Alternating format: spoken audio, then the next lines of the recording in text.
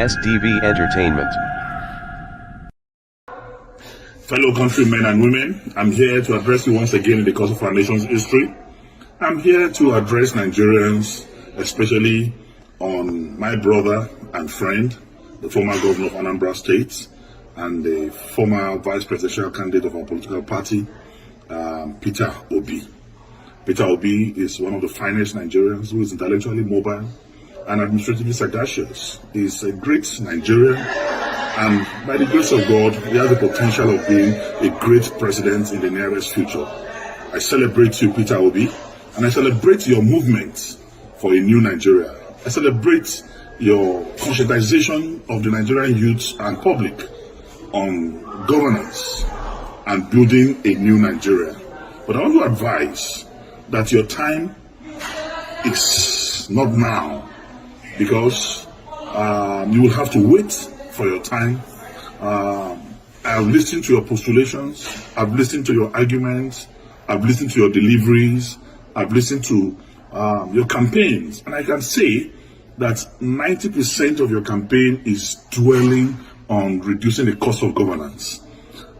I mean, most of your campaigns is around cutting the costs of governance. And I want to tell you that the problem of this country is beyond just cutting the cost of governance. The problem of this country is beyond reducing the cost of governance.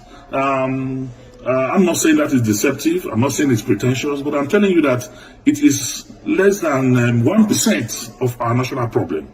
Beyond cutting the cost of governance, and I want to say that cutting the cost of governance, you don't need to be a president to cut the cost of governance. If you have a very effective Minister of Finance, you have a very effective Minister of Budget and Planning, you have a very effective CBN governor, you can cut governance. You have a very effective chairman of the economic team. You can cut governance with the cooperation of a president. But I want to say that that is not our major problem today in this country. What we need today in Nigeria is to unify this country. Nigeria has never been this divided in our national history. Not even during the Civil War are we this divided. There is no trust between the North and the South. There is no trust between the East and the North. There is no trust between the West and the South and the Southeast.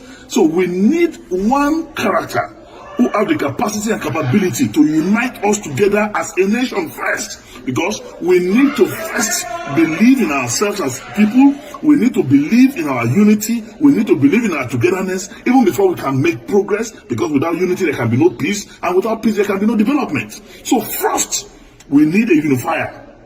Who can unify this country? Today I want to ask sincerely Peter Obi and his supporters, can Peter Obi be trusted by a typical Katsina man or somebody from the northern part of this country?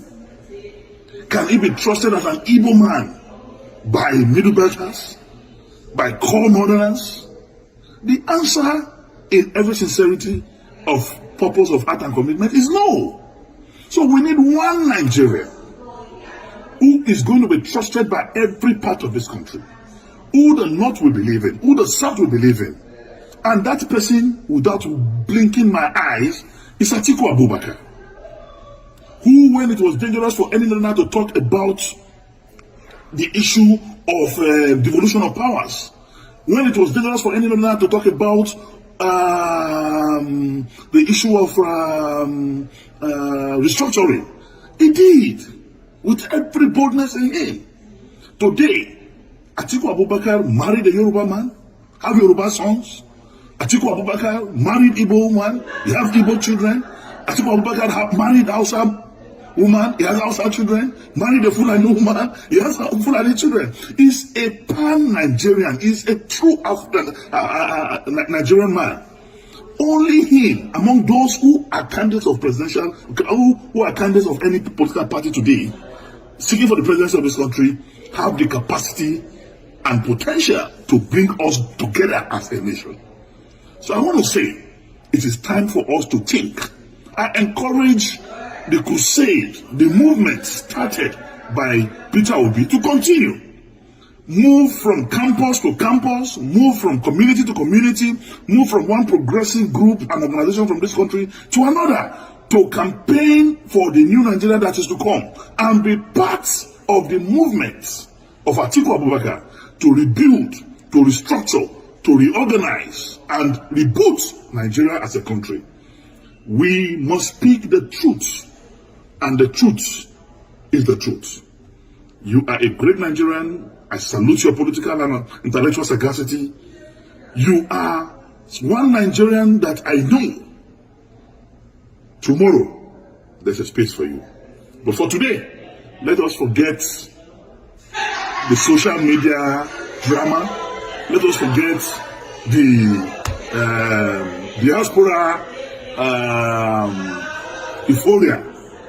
The truth of the matter is we need a unifier. We need one Nigerian that can solve the problem of insecurity in this country. We need a Nigerian that will have intel from every security facet of our national life. We need a Nigerian that will get intel from Cameroon, from Chad, from Mali, from Benin.